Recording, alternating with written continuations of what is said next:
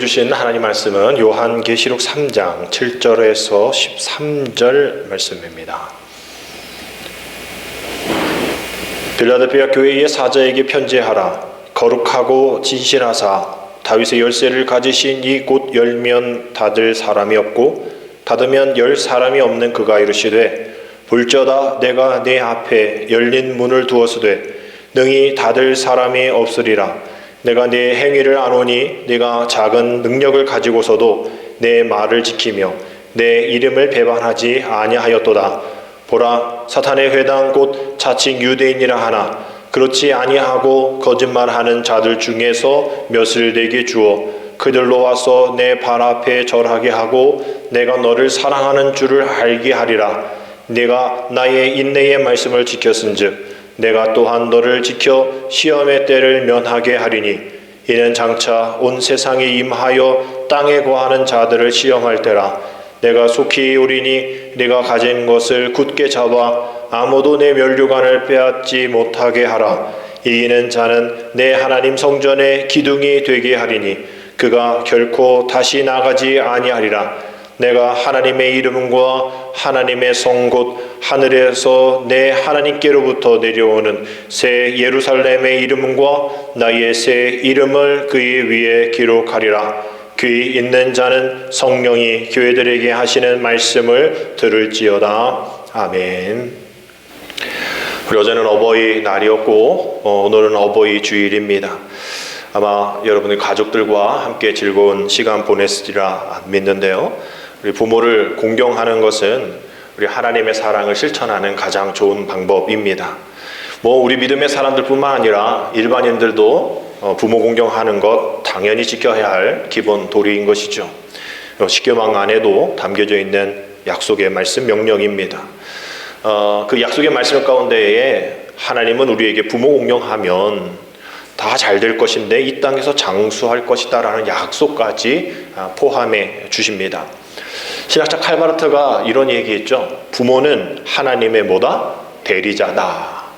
어떤 대리자이냐? 우리가 잘 생각해 보면 우리 하나님은 생명이시죠. 우리 생명이 주님께 있습니다. 우리 찬양 생명 주께 있네 우리 찬양하듯이 우리 생명은 주님께 있어요. 그 생명이 우리에게 오기까지 꼭 부모를 거쳐야 되지 않습니까? 여러분들이 이미 지금 부모이지만 여러분들이 부모님으로부터 그 생명을 받았기 때문에 지금 부모가 되어진 것이죠. 또 여러분의 자녀도 역시 마찬가지입니다.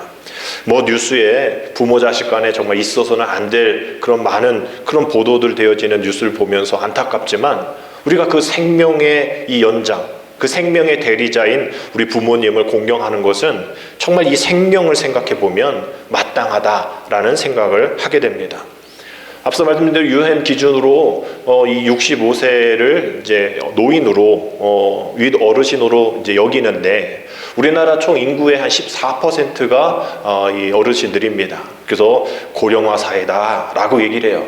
부정적인 얘기로 들릴지 모르겠지만 이 어르신, 즉 윗세대가 있다라는 것은 지금 이 세대가 있고 이 윗세대의 어르신들의 헌신과 애씀이 있었기 때문에 지금 우리가 이렇게 누리고 또 우리도 언젠가 윗세대가 되어서 다음 세대들에게 윗세대 대접받을 수 있는 일들이 있다라는 것이죠. 교회도 역시 마찬가지입니다. 교회도 우리 노년 세대에 더욱더 많은 관심을 기울이고 또 그 세대의 기도와 헌신을 기억하고 또 우리가 그 세대가 되어서 기도하고 헌신하고 그래서 그 다음 세대들이 이 모든 것들을 잘 기억하여서 우리 윗세대들이 우리의 어르신들이 이러한 기도와 애씀과 노력과 땀 흘림과 희생이 있었구나라는 것을 기억하고 또 그 다음 세대들까지 그런 것들이 이어나갈 수 있도록 우리는 기도해야 합니다. 올라오시면서 계단에 사진이 붙어 있잖아요. 우리 창립, 설립 40년 그때쯤에 저는 잘 모르죠. 누가 누군지 잘 모르지만 기록에 보면 이 곽호석 전도사님이 일대 담임이시며 장로님 한 분 계시고 또 권사님 3분 계시고 집사님이 10몇 분 계시다라는 그 이름이 적혀 있습니다. 아마 그 사진과 누가 누군지는 저는 모르니까 더 대조해 보면 알겠죠. 우리는 잘 모르는 그분들이 우리 충만한 교회를 처음 이끄셨던 우리 한 명이 담임 전사님이 개척을 시작하는 건 아닌 건 아시죠? 있던 교회에서 나오셔서 우리 장로님도 계시고 권사님도 계시고 집사님도 계신 그러한 좀 형태가 갖춰져 있는 그런 교회로 또 시작했지만 뭐 이 기록에 보면 처음에 제적이 33명이다 뭐 이렇게 기록에 나와 있더라고요. 그리고 연역에 보면 뭐 10명이다라고 돼 있는데 그건 약간 수정을 해야 될 필요가 있는 것 같아요. 예, 설립 당회 때 보니까 한 33명이다 이렇게 돼 있고 그 뭐 몇 달 후에 81년 12월에 보니까 뭐 제적이 벌써 이제 70명 되었다 뭐 이렇게 되어 있더라고요. 여튼 뭐 시작부터 이렇게 기존의 성도들이 또 직분자들이 이렇게 저렇게 애쓰고 힘써서 뭐 이렇게 저렇게 했더니 뭐 300만 원이 이렇게 예산으로 잡혀 있더라. 그렇게 이제 300만 원으로 시작된 뭐 33명이 300만 원으로 시작되는 건 교회다. 기존에 건물은 없고 이렇게 또 다른 교회에서 나와온 그런 교회이지만 그런 분들이 계셨기 때문에 지금 이렇게 우리 충만한 교회가 성장하고 또 이렇게 유지가 되어지는 것이죠. 결국은 그런 거를 통하여서 그런 분들의 윗세대의 헌신이 있었기 때문에 지금 우리가 이렇게 살아가고 있구나라는 것을 우리가 생각해 보게 되어지는 것이죠. 참고로 여보의 주일 맞이하여서 생명의 대리자이신 여러분들을 축복하고 환영합니다. 오늘 우리가 볼 6번째의 교회는 빌라델비아 교회입니다. 앞서 말씀드린 것처럼 그 윗세대의 헌신이 없었다면 그 교회가 유지되어지지 않았던 것처럼 이 빌라델비아 교회는 한 1400년까지 유지가 되었던 그 7교회들은 다른 6교회들은 뭐 금방 없어지기도 하고 흔적조차 없는데 이 빌라델비아 교회는 그 윗세대의 헌신과 노력을 잘 받들어서 그 다음 세대들까지 그 1700년대까지 1400년대까지 잘 유지될 수 있었던 무슬림에 의해서 이렇게 좀 억압당하고 그때는 어려워졌지만 그 당시까지도 이렇게 유지되어질 수 있었던 그런 교회. 그럼 과연 우리 충만한 교회는 오늘 이 빌라델비아 교회를 통해서 어떤 은혜와 어떤 교훈을 받을 수 있을까? 받은 칭찬. 우리가 알다시피 서문학교회와 더불어서 우리 칭찬만 들은 이 빌라델비아 교회에 어떠한 칭찬이 있을까? 우리가 오늘 생각해보며 살펴보기를 원합니다. 오늘 이 빌라델비아 교회가 그렇게 크진 않았어요. 그렇지만 교통의 중심지에 있었습니다. 요즘 뭐 역세권 얘기하듯이 그러한 교통의 중심지에 있어서 여러 문화들 또 상업적인 교류들이 비록 크진 않았지만 교류들이 활발하게 일어났던 그런 지역이었던 거예요. 더불어서 긍정적인 것은 무엇이냐면 그러니 다른 어떤 문물 또 다른 교리들을 받아들이는 거에 좀 개방적인 그런 지역이었습니다. 그래서 기독교가 들어왔을 때에도 그닥 이렇게 거부감 없이 예수님 믿으실래요? 예수님이 누구신데요? 한번 믿어볼까요? 할 수 있는 그런 개방된 선교에 개방된 도시였던 거죠. 그래서 이 두 개의 칭찬을 들은 이 서머나교회와 이 빌라델비아 교회를 우리가 잘 살펴보면 서머나교회는 이 복음을 증거하기가 어려웠잖아요. 복음 증거하고 복음 받아들였다가는 죽어야 되는 순교의 시대였다면 이 빌라델비아 교회는 비록 순교는 없지만 개방적인 그런 모습을 통하여서 선교의 시대로 이어가는 그 순교의 시대의 서머나교회, 이제 빌라델비아의 교회는 선교의 시대다라는 것을 우리가 살펴보면 됩니다. 그렇다고 해서 아무런 박해, 아무런 고난 없었냐? 아니에요. 다 있었어요. 이 어려운 상황 속에서 그 시련을 잘 이겨냈기에 칭찬들은 우리 빌라델비아 교회를 오늘 지금 살펴볼 예정입니다. 우리가 지난주에 우리 사대교회 살펴봤잖아요. 아무런 고난이 없으니까 어땠다고요? 발전도 없고 반응도 없고 아무것도 없는, 그래서 칭찬이 있었냐? 아니죠. 그냥 계속된 아주 깊은 곳까지 들어가는 책망이 있었던 이 사대교회 반대로 오늘 이 빌라델비아 교회를 쭉 읽다 보면 이건 한두 개의 칭찬, 한두 개의 약속이, 한두 개의 축복이 아니라 아주 많은 그런 칭찬과 약속과 축복이 담겨져 있습니다. 아마 이 다른 교회, 지역 교회보다도 아마 이 빌라델비아 교회를 주님이 아주 좋아하셨던 교회가 아닌가 생각하게 돼요. 우리도 역시 마찬가지로 주님이 그렇게 칭찬 많이 하신, 주님이 그렇게 약속 또 그렇게 축복을 많이 해주신 그런 교회, 우리 교회가 되었으면 좋겠다, 이런 교회 되었으면 좋겠다라는 마음으로 오늘 말씀을 함께 읽어보겠습니다. 우리 8절 말씀입니다. 같이 읽습니다. 볼지어다 내가 내 앞에 열린 문을 두었으되 능히 닫을 사람이 없으리라. 내가 네 행위를 아노니 네가 작은 능력을 가지고도 내 말을 지키며 내 이름을 배반하지 아니하였도다. 아멘. 두 가지 칭찬이 나옵니다. 첫 번째 뭡니까? 작은 능력을 가지고도 주님의 말씀을 지켰다라는 거예요. 아마 이 빌라델피아 교회가 이 작은 능력, 우리가 뭐 은사가 없고 믿음이 연약한 그런 것만 아니라 아마 진짜 지금 시대 개척교회 같은, 사람도 많지 않은, 건물도 그냥 뭐 2층 상가 지하 또는 예배당과 같은 그러한 뭐 재정도 없겠죠. 이러한 교회였으리라 생각합니다. 아주 작고 형편없는, 사람들이 가지도 않는, 뭐 목회자들이 가려고 하지도 않는 그런 오지의 교회라 생각하면 될 것 같아요. 그런데 그러한 상황과 형편 속에 있는 교인들이 실망할 수도 있잖아요. 왜 우리 교회는 이래? 우리 교회는 이렇게 뭐 하고 싶은데 돈이 없어? 왜 우리 교회는 이럴 수밖에 없을까? 라면서 불평한 것이 아니라 그러한 어려움 속에서도, 그런 형편 속에서도 믿음을 지켰고 또 주님의 인정과 칭찬을 받는 그러한 교회가 되었다라는 것이죠. 주님이 이 빌라델피아 교회를 사랑하시고 더 칭찬하셨다는 것을 살펴볼 때 우리는 주님께서 이 교회를 보실 때는 큰 어떤 교회 건물 형태, 또 재정, 또 사람, 뭐 그러한 형편을 통해서 하시고 싶은 일들, 또 하셔야 할 사명들이 많지만 꼭 그런 교회만 사랑하는 것이 아니라 능력보다 정말 하나님을 향한 신실함을 더 중요시 여기는구나. 아무리 대형 교회라 할지라도, 능력 있는 교회라 할지라도 그 안에 신실함이 없다면, 신실한 목회자가 아니고 신실한 성도가 신실한 사명자가 아니라면 별로 중요시 여기시지 않구나. 그러나 비록 적고 연약하고 형편없고 모자른 그런 교회 안에라 할지라도, 능력이 없는, 또 아무런 그러한 이름도 빛내지 못하는 교회라 할지라도 그 안에 신실함이 있다면 하나님은 칭찬하시는구나, 축복해 주시는구나, 약속해 주시는구나 라는 것을 우리가 볼 수가 있겠죠. 주님은 그러신 분인 것 같아요. 성경에도 나와 있듯이 정말 작은 것을 소유하는 자의 편이 되시기를 원하고, 왜?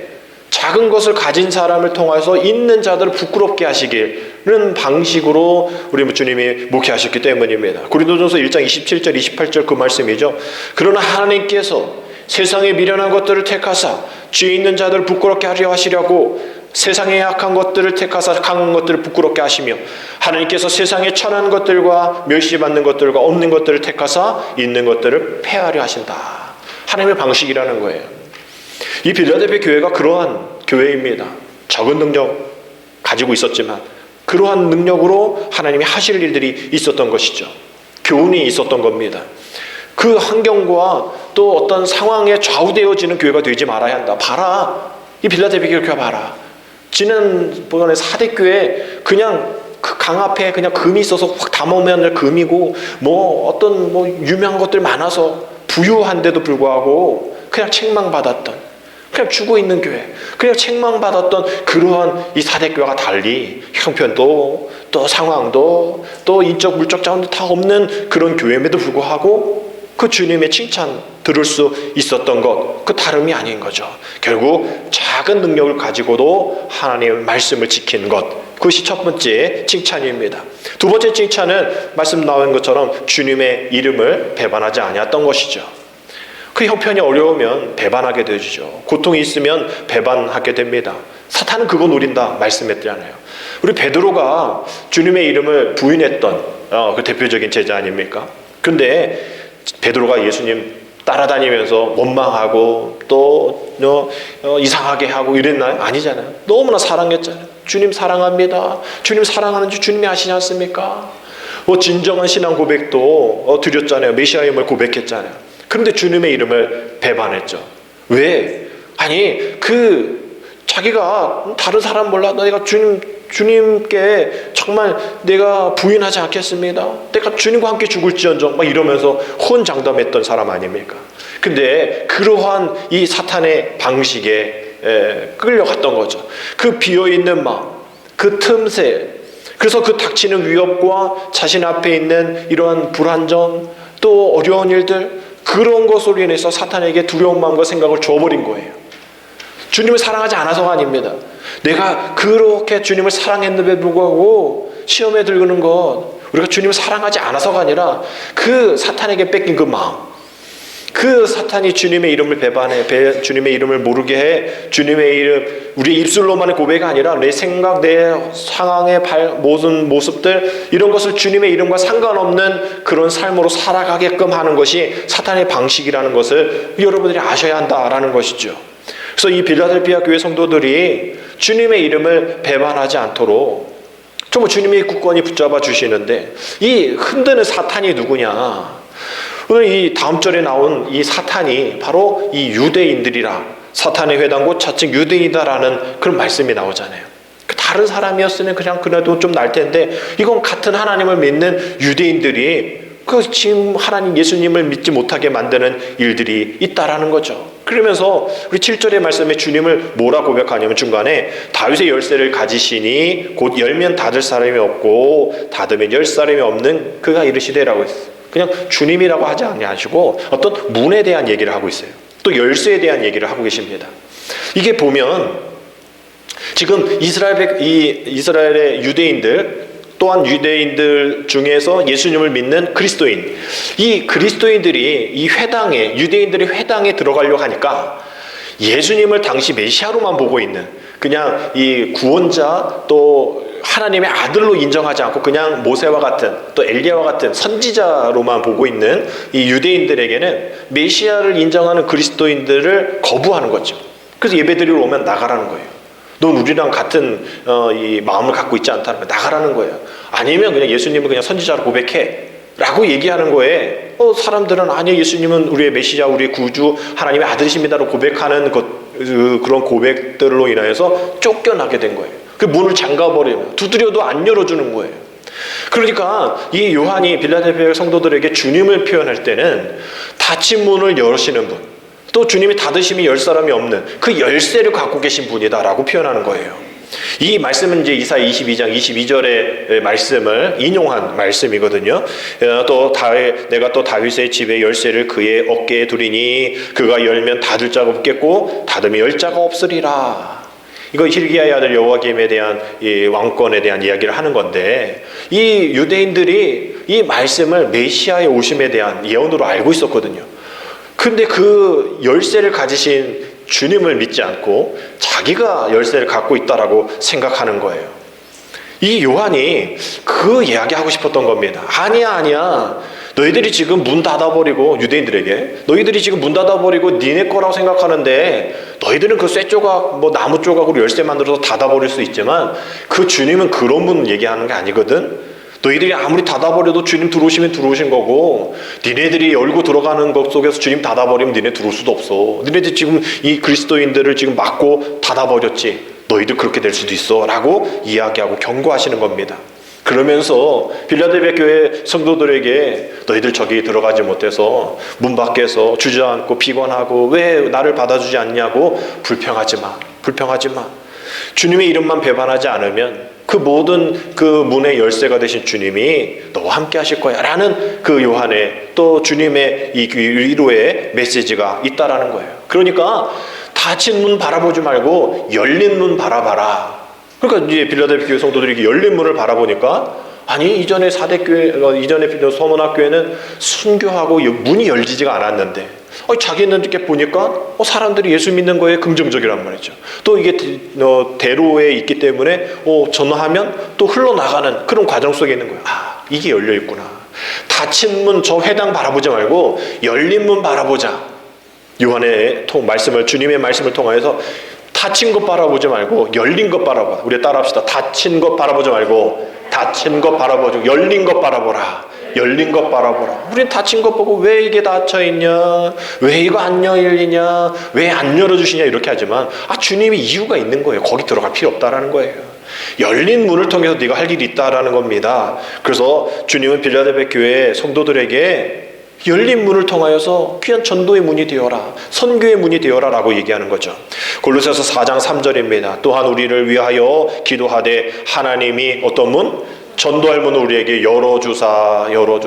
우리에게 전도할 문을 열어주사. 우리 이렇게 기도해야 됩니다. 하나님, 열어주옵소서. 지금 코로나로 다 닫혀 있지만 하나님 열어주셔서 정말 주님을 전도할 수 있는, 복음을 전도할 수 있는 그러한 열린 문 되어지는 교회 되게 하여 주옵소서. 그리스도의 비밀을 말할 수 있는 우리 충만한 교회 되게 하여 주옵소서. 그 일에 매임 당할 수 있는 우리가 되게 하여 주옵소서. 다른 것에, 안 되는 거에 매임 당하지 않고 열린 것에 매임 당할 수 있는 우리가 되게 하여 주옵소서. 안 되는 거에 불평하지 말고 열린 것을 감사하며 바라보게 하여 주옵소서. 이렇게 두 가지 칭찬을 하십니다. 그다음에 약속을 주시는데 약속은 또 무려 3가지나 돼요. 첫 번째 약속은 9절 말씀입니다. 보라 사탄의 회당고 자칭 유대인, 아까 말한 그 사탄이 유대인이라는 얘기죠. 그렇지 아니하고 거짓말하는 자들 중에서 몇을 내게 주어 그들로 와서 내 발 앞에 절하게 하고 내가 너를 사랑하는 줄 알게 하리라. 이 약속의 말씀 보면 뭔가 역전의 말씀이 있는 것 같지 않습니까? 니네들이 들어가지 못하게 막는 쟤네들이 이제 니네들 앞에서 무릎 꿇게 될 거야 라는 그런 약속의 말씀이에요. 그러한 이 모습 속에서, 약속 속에서 그들이 네 앞에 와서 무릎 꿇겠다, 발 앞에 절하게 되겠다. 이 말씀도 이제 이사 60장 14절의 말씀인데, 너를 괴롭히던 자의 자손이 몸을 굽혀 내게 나오며 너를 멸시하던 모든 자가 네 발 아래에 엎드려 너를 일컬어 여호와의 성읍이라 이스라엘 거룩한 이의 시온이라 하리라. 이 이사의 말씀은 이제 이방인들이 유대인 너희들에게 무릎 꿇리라라는 그런 예언의 말씀인데, 이제 바뀌어서 그 유대인들이 그리스도를 믿는 핍박하는 자들을, 그 사람들 앞에, 빌라델피아 교회 앞에 이제 반대가 되어서 이제 회개해서 다시 한번 존경을 또 표하며 또 그들과 함께 하나님 나라를 위해 쓰는 일들이 있을 것이다. 역전에 대한 이야기를 하는 겁니다. 이것이 첫 번째 약속이고, 두 번째 약속은 10절 말씀입니다. 내가 나의 인내의 말씀을 지켰은즉 내가 또한 너를 지켜 시험의 때를 면하게 하리니 이는 장차 온 세상에 임하여 땅에 거하는 자들을 시험할 때라. 너를 시험을 때를 면하게 해 주겠다라는 말씀입니다. 이 빌라델피아 교회가 이렇게 시험의 때를 면할 수 있는 것은 무엇 때문이냐? 인내의 말씀을 지킬 때다라고 얘기하죠. 인내의 말씀을 지켰기 때문에 시험의 때를 면하게 하리라 라는 말씀을 합니다. 근데 여기서 우리가 이 면하게 하리라 라는 것을 너무나 이 한글적인 개념으로 아예 시험을 안 보겠구나 이렇게 생각하시죠. 근데 이거 아니에요. 이게 좀 약간 이 번역상 오류가 있어서 다른 성경 번역에서는 보호해주겠다라는 표현을 씁니다. 우리가 이제 어떤 대학에 들어가고 어떤 직장에 들어가게 되어지면 시험을 봐야죠. 인터뷰도 봐야죠. 어떤 체크도 해야죠. 그거 해서 어떤 사람은 불합격하고 어떤 사람은 합격하지 않습니까?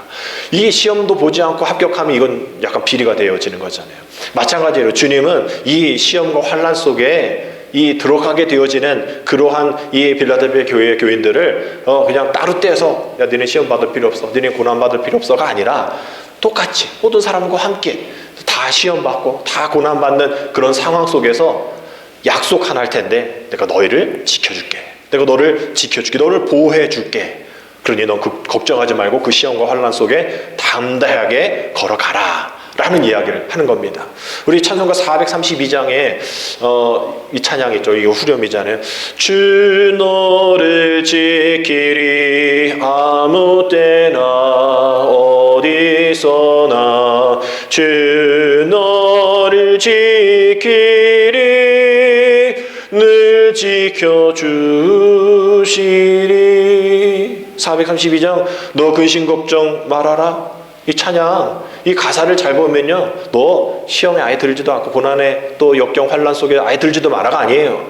어떨 때 지켜주시냐, 1절 고백 그렇게 하잖아요. 어떨 때 지켜주시냐, 아무 문제가 없을 때가 아니에요. 어려워 낙심될 때에 너를 지켜주리라. 또 위험한 일을 당할 때에 너를 지켜주리라.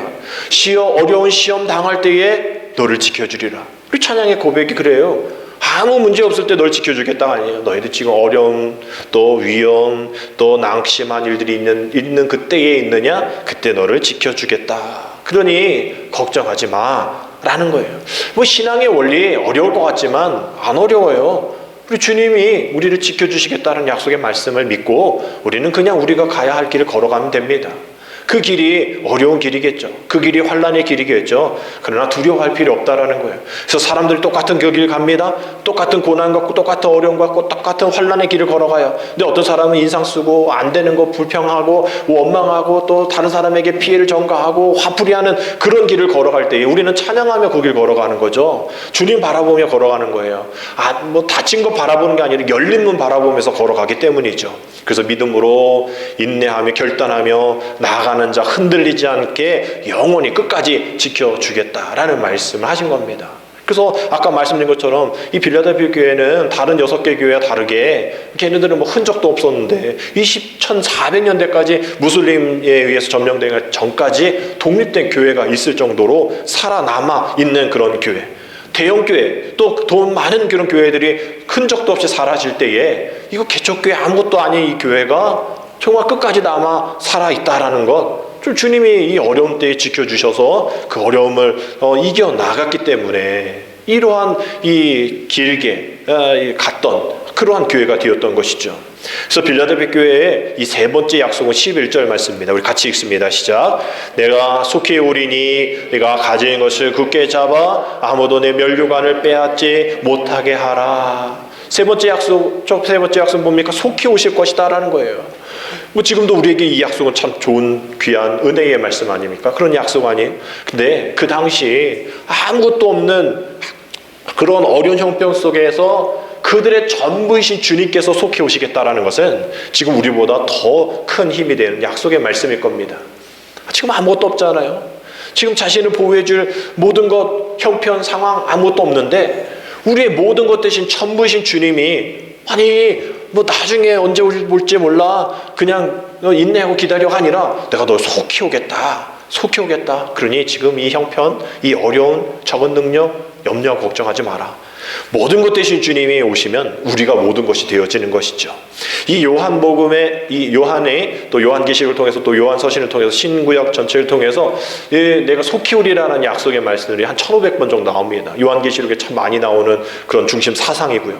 근데 이 주님의 속히 오심은 두 가지의 이 결말이 있어요. 그냥 오셔서 축복만 해주시는 것이 아니라 어떤 이들에게는 위협과 환난입니다. 근데 어떤 이들에게는 위로와 칭찬이고 축복인 것이죠. 그럼 우리가 주님이 오시는 것 우리가 기대해야 하고 기다리지만 어떤 이들에게는 위협이 되고 환난이 되어지는데 이게 우리가 될 수도 있는 거예요. 우리에게 위협이 되고 우리가 환난이 되어지는 거예요. 말씀을 지키지 않으면 아무리 대형교회에 있다 할지라도 대형교회 다니는 사람의 믿음이 믿음은 아니잖아요. 또 소형교회 다닌다고 해서 믿음이 아주 조그만 소형의 믿음 아니잖아요. 그러니 대형교회 다닌다고 해서 또 내가 목사라고 내가 성도라고 내가 직분자라고 해서 세상 사람들과 더 못나게 살아가면 우리가 구원받은 것에 대한 어떤 그 감사, 우리가 받은 것에 대한 은혜 모르고 이렇게 살아가면 우리 주님이 우리에게 위로와 축복이 아니라 위협과 환난이 될 수 있는 그러한 일들도 있다라는 거예요. 근데 이 빌라델피아 교회는 다른 교회와 다르게 위협과 환난이 아니라 위로와 축복으로 주님이 오시겠다라는 것을 받아들였다라는 것이죠. 그러면서 이 빌라델피아 성도들이 그러한 교회가 되어질 수 있었던 것은 가진 것을 굳게 잡았기 때문입니다. 가진 것을 굳게 잡았다는 거예요. 근데 우리가 봤듯이 가진 게 없잖아요. 뭐 돈이 있어요. 뭐 명예가 있어요. 뭐 건물이 있어요. 없어요. 아무것도 없는데 가진 것을 굳게 잡았기 때문에 이러한 축복을 주시겠다라고 얘기하시는데 뭐 가진 게 뭡니까? 믿음이죠. 이들에게 돈도 없어요. 명예도 없습니다. 건물도 없어요. 그러나 우리가 가진 것, 우리가 돈을 붙잡고 명예 붙잡고 건물 붙잡으면 돈은 없어지잖아요. 뭐 부자들 뭐 끝까지 부자 아니죠. 또 명예, 한순간에 떨어지는 게 명예 아닙니까? 건물 뭐 낡으면 그냥 무너지는 게 건물이에요. 무너지고 없어지고 소멸되어지는 것 아니라 그 없어지지 않을 것, 그 굳게 붙잡았던 것이 바로 믿음이죠. 다른 것 없어도 내 믿음만은 굳게 붙잡으리라. 주 예수보다도 더 귀한 것 없습니다 라고 고백하는 그 믿음 때문에 승리할 수 있었던 것, 그 믿음 때문에, 그 자랑 때문에 내가 그것만 붙잡았기 때문에 왜 붙잡았을까? 귀한 걸 알았기 때문인 것이죠. 예수님이 귀하다, 예수님의 말씀이 귀하다, 그 귀한 거 내 끝까지 붙잡아야지. 이거 놓치면 안 돼. 이거 놓치면 안 돼. 이거 그냥 돈이 내 앞에 있다고 해서 이거 놓고 돈 잡고, 이거 또 명예 있다고 해서 말씀 놓치고, 예수님 놓치고, 또 복음 놓치고, 진리 놓치고, 명예 붙잡는 것, 또 건물 붙잡는 거, 외형적인 것, 외식 붙잡으면 안 된다라는 거예요. 우리가 붙잡는 것, 우리가 붙잡고 있어야 하는 것, 우리가 그것을 끝까지 붙잡아야 된다라는 거죠. 우리가 이거 그냥 난 구원 받았으니까, 난 우리 그냥 개척교회 아니니까, 내 믿음의 성장이 몇 년인데, 이러면서 우리가 여유 부리다가는 큰일 날 일이다라는 거예요. 왜? 오늘 말씀에 아무도 내 면류관을 빼앗지 못하게 하라라는 그런 약속, 위로, 축복의 말씀이 나오는데, 이거 다른 사람이 빼앗겠다라고 생각하시면 안 돼요. 다른 사람 도둑이 와서 빼앗아 가겠다, 여러분 그 생각하시면 안 됩니다. 이거 그렇게 만만하게 볼 말씀 아니에요. 우리가 달란트 비유 아시잖아요. 달란트 비유. 우리 달란트 비유에서 마지막에 이렇게 나와 있어요. 마태복음 25장 28절에 그에게서 그 한 달란트를 빼앗아 10달란트 간 자에게 주라라고 명령하신 분이 누구입니까? 주인이에요. 주인. 아무것도 안 하고 그냥 가만히 있었던 한 달란트 받은 자, 내가 주인을 알기 때문에 주인이 원하는 거 그냥 이대로 했어요, 숨겨놨어요, 잘했죠 라고 했던 그 사람을 책망하면서, 그 종을 책망하면서 10달란트 받은 자에게 한 달란트를 주는 거, 너는 그 면류관 받을 자격 없어, 너 그거 귀중하게 생각하지 않아, 열심히 성실히 행하지 않았어 라고 빼앗는 분이 도둑이 아니라 주님이시라는 거예요. 그래서 빌립보서 2장 12절에 그러므로 나의 사랑하는 자들아, 너희가 나 있을 때뿐만 아니라 더욱 지금 나 없을 때에도 항상 복종하여 두렵고 떨림으로 너의 구원을 이루라라고 되어 있어요. 구원을 이루라. 받은 구원 그냥 묵혀두지 말라는 거예요. 구원을 이루어 가라라고 얘기합니다. 두렵고 떨리는 마음으로 그냥 편안하게 있다가 그냥 이러지 말고, 너가 받은 그 구원을 계속 이루어 나갈 수 있도록 주님이 있든 없든 사람이 보든 않든, 내가 그렇게 해야 되든 해야 되지 않든 간에 내가 항상 복종하며 두렵고 떨리는 마음으로 그 구원을 이루어가야 한다는 이 말씀, 우리가 그냥 넘기면 안 됩니다. 성경에 이거 그냥 넘겼다가 자기가 가지고 있는 받은 면류관, 축복, 그런 것 상실한 인물들의 결말들 우리는 많이 봤지 않습니까? 끝까지 해서 죽진 않지만 힘들게 돌아서 다시 오게 되어지는 그러한 어려움들이 있다라는 거예요. 쉽게 갈 수 있는 건 말이죠, 어렵게 40년 광야 뺑뺑 돌기도 하죠. 또 광야 가운데 피해서 도망 다니기를 하지 않나, 이런 일들이 있다라는 거예요. 보면 인생 참 대단해라고 보일지 모르겠어요. 이걸 견뎠네. 견디는 것도 중요하지만 그 일 안 일어나는 게 더 중요하죠. 안 일어나게끔 그 받은 것 귀하게 생각하고 책임 있게 하는 것, 그 뺏기지 않도록 끝까지 붙잡는 것 중요하지 않습니까? 우리가 그것을 생각해 보자라는 거예요. 이렇게 세 가지의 축복을 이런 약속을 하신 후에 그냥 끝나면 되는데 또 축복을 주십니다. 우리 마지막 결론의 말씀이 12절 우리 같이 읽겠습니다. 이는 자는 내 하나님 성전에 기둥이 되게 하리니 그가 결코 다시 나가지 아니하리라. 내가 하나님의 이름과 하나님의 성 곧 하늘에서 내 하나님께로부터 내려오는 새 예루살렘의 이름과 나의 새 이름을 그의 위에 기록하리라. 보니까 또 여러 개의 축복을 주십니다. 이기는 자에게는 내 하나님 성전에 뭐가 되게 하리라? 기둥이 되게 하리라 라고 되어 있어요. 이 기둥 얘기하면 우리는 늘 빠지지 않는, 솔로몬이 예루살렘 성전에서 성전을 만들 때에 두 기둥을 세웠죠. 야긴과 보아스라는 기둥. 이 이름, 이 사람 이름 아닙니다. 야긴이란 오른쪽 기둥은 그가 세우리라, 견고함에 대한 그런 상징을 띠고 있고요. 또 보아스는 왼쪽에 있는데 그에게 능력이 있다라는 그런 능력에 대한 상징입니다. 이 견고와 이 능력의 이 두 기둥이 있는 거죠. 성전 안에 기둥이 두 개만 있으면 안 되잖아요. 여러 개 있을 텐데 왜 이 두 기둥만 이야기했을까? 결국 출애굽 이후에 40년 동안 광야 생활하면서 있었던 두 가지 기둥 생각하라는 거예요.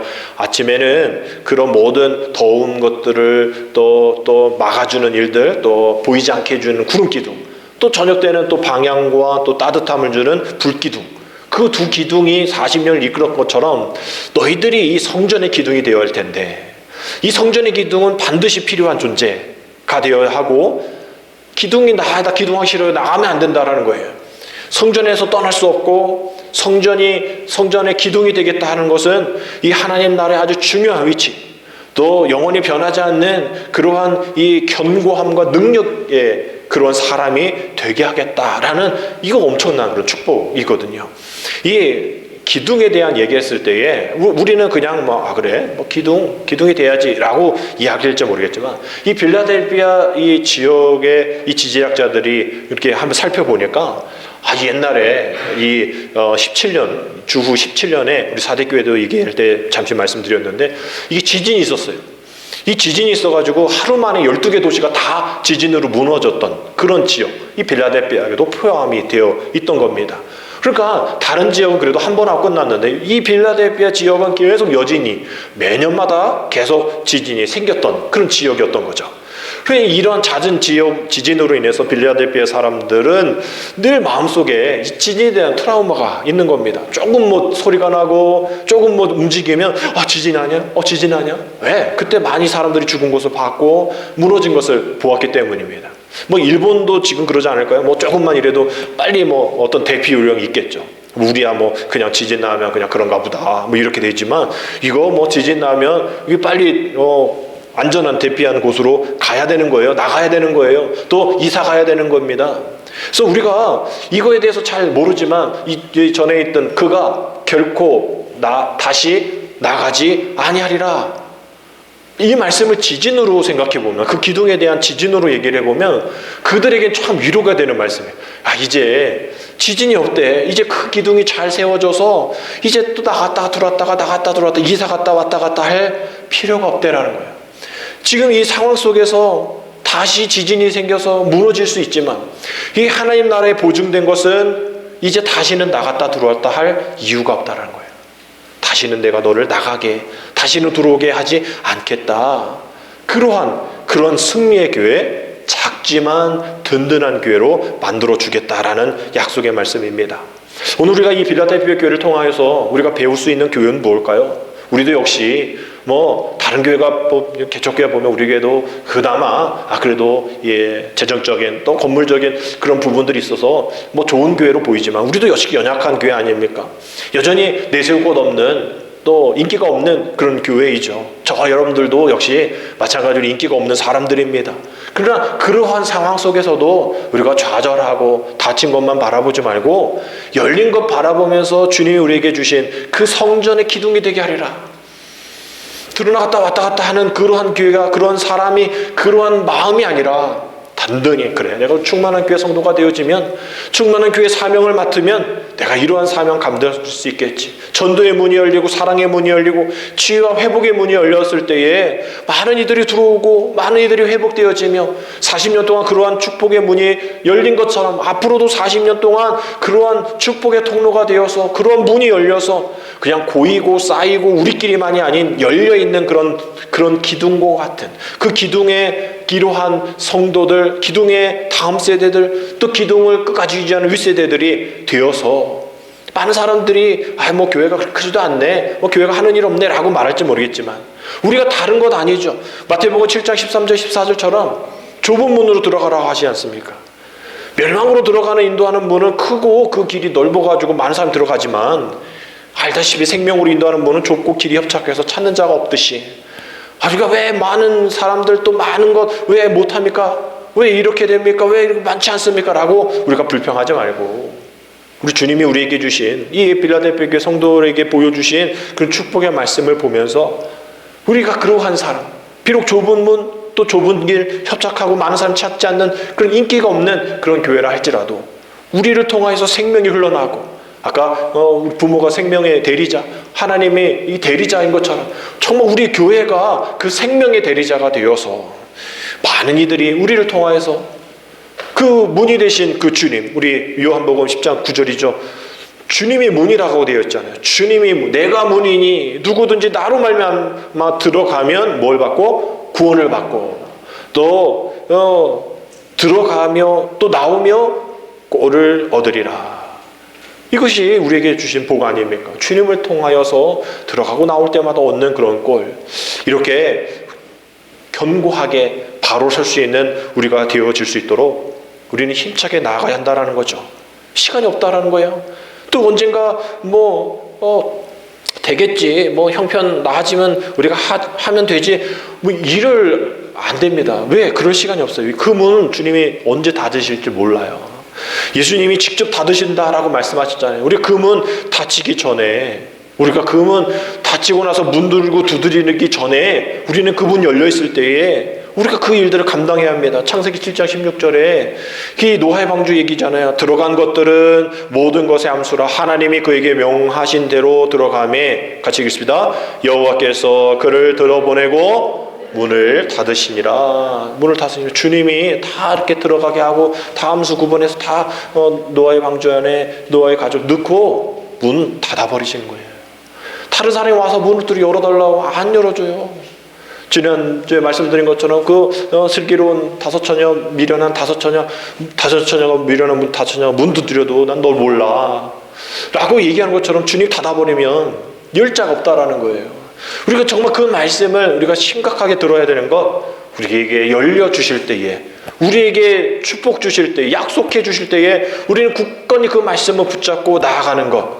이 빌라델피아 교회에게 칭찬하시고 이 7교회 교회에게 마지막에 하는 말씀, 모든 사람들은 성령께서 귀를 기울이고 말씀하시는 그 말씀을 들으라.